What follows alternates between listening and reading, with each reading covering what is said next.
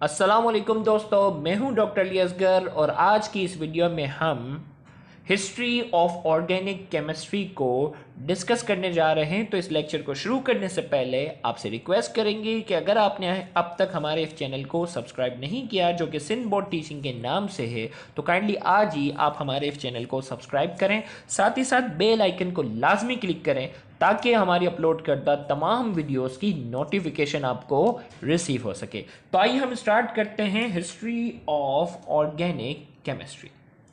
सबसे पहले हम इंट्रोडक्शन की बात करेंगे। Up till the beginning of 19th century scientist knew about two types of compound, inorganic and organic.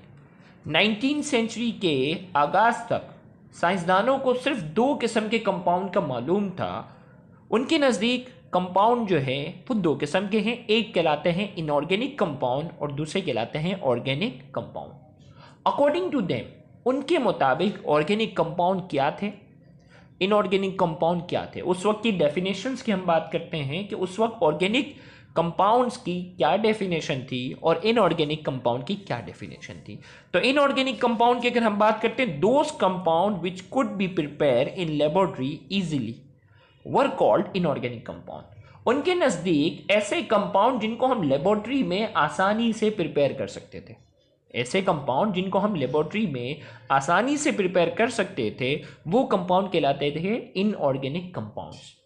जबकि those compound which could not be prepare in laboratory but obtain from living things were called organic compound.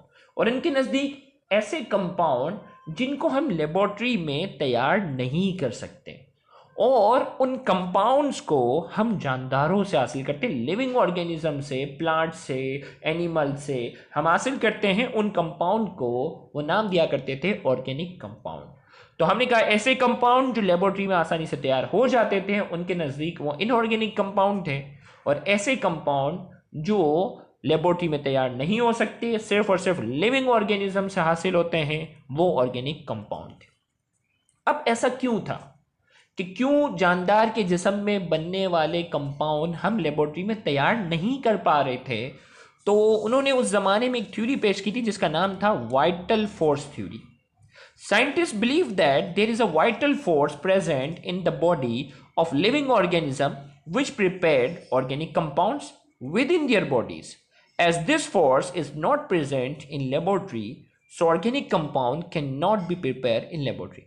साइंसदानों का मानना था कि जानदारों के जिस्म में अल्लाह ताला ने एक कुव्वत रखी हुई है जिसका नाम है वाइटल फोर्स। और ये वाइटल फोर्स, ये कुव्वत जो है कुदरती तौर पर जानदारों के जिस्म में है, और यही वाइटल फोर्स जो है वो जानदारों के जिस्म में ऑर्गेनिक कंपाउंड बना रहा है। As this force is not present in laboratory, उनका मानना था क्योंकि ये कुव्वत अल्लाह ताला ने सिर्फ जानदारों को दी है, ये वाइटल फोर्स, लिहाजा ये वाइटल फोर्स जो है यही ऑर्गेनिक कंपाउंड बना सकती है। हमारे पास लेबोरेटरी में क्योंकि ये वाइटल फोर्स नहीं है, लिहाजा हम ऑर्गेनिक कंपाउंड को लेबोरेटरी में प्रिपेयर नहीं कर सकते। As this force is not present in laboratory, so organic compounds can not be prepare in laboratory. लिहाजा ये कुव्वत, ये वाइटल फोर्स जो है वो लेबोरेटरी में नहीं है, लिहाजा लेबोरेटरी के अंदर ऑर्गेनिक कंपाउंड प्रिपेयर नहीं कर सकते। Achievement of Friedrich Waller. 1828 में एक साइंसदान जिसका नाम था फ्रेडरिच वॉलर, उसने सबसे पहले लेबोरेटरी में ऑर्गेनिक कंपाउंड बनाकर बताया। 1828 में एक साइंसदान जिसका नाम था फ्रेडरिच वॉलर, उसने सबसे पहले ऑर्गेनिक कंपाउंड लेबोरेटरी में बनाकर बताया। तो इन 1828 Friedrich Waller, while working in his laboratory, heated an inorganic compound ammonium cyanate accidentally, ammonium cyanate जिसका फॉर्मूला है NH4OCN, prepare an organic compound urea NH2CONH2 as shown below। Friedrich Waller 1828 में जब अपनी laboratory में काम कर रहा था तो एक्सीडेंटली तौर पर उसने अमोनियम साइनाइड जो कि इनऑर्गेनिक कंपाउंड है उसको उसने हीटअप किया, और हीटअप करते हुए उसने देखा कि एक्सीडेंटली तौर पर उसने एक ऑर्गेनिक कंपाउंड बना दिया जो यूरिया। याद रखिएगा, यूरिया जानदार के जिस्म में पाया जाता है, यूरिन में, ब्लड में ये यूरिया पाया जाता है। तो उसने लेबोरेटरी में सबसे पहले यूरिया, जो कि ऑर्गेनिक कंपाउंड था, जो कि सिर्फ और सिर्फ जानदारों के जिस्म में बनता था, उसने सबसे पहले ये यूरिया बनाकर दुनिया को हैरान कर दिया। तो क्या हुआ कि यूरिया, जो कि अमोनियम साइनेट, जो कि इनऑर्गेनिक कंपाउंड है, उसको उसने हीटअप किया और ये कंपाउंड कन्वर्ट हो गया ऑर्गेनिक में NH2CO NH2, ये इसका फॉर्मूला है। So the vital force theory came to an and.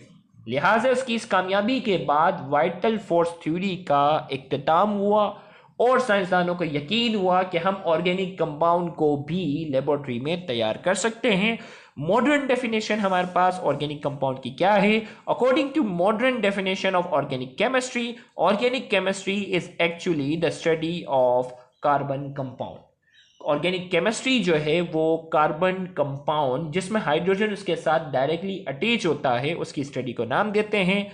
Not there are some exception to the above definition. इस डेफिनेशन में कुछ एक्सेप्शन है, जिसमें carbon monoxide, carbon dioxide, sodium carbonate, sodium bicarbonate, ये exception है। ये ऑर्गेनिक केमिस्ट्री में नहीं आते क्योंकि इसमें कार्बन के साथ हाइड्रोजन डायरेक्टली अटैच नहीं होता, जबकि ज़्यादातर ऑर्गेनिक कंपाउंड है जिसमें कार्बन और हाइड्रोजन के दरमियान जो है वो लिंक डायरेक्टली होता है।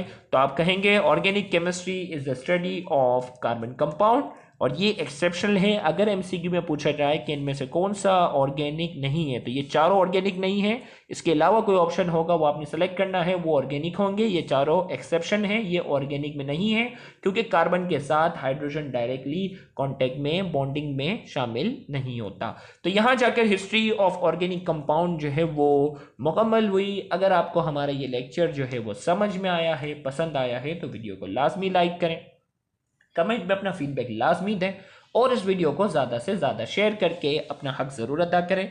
याद रहे, बहुत से ऐसे स्टूडेंट हैं जो गवर्नमेंट कॉलेजेस के बाद एक्सपेंसिव कोचिंग सेंटर्स को अफोर्ड करने की सलाहियत नहीं रखते। तो आपका इन वीडियोस को ज़्यादा से ज़्यादा शेयर करना, उन तक पहुंचाना आपके लिए सदका जारिया बन सकता है। Thank you very much.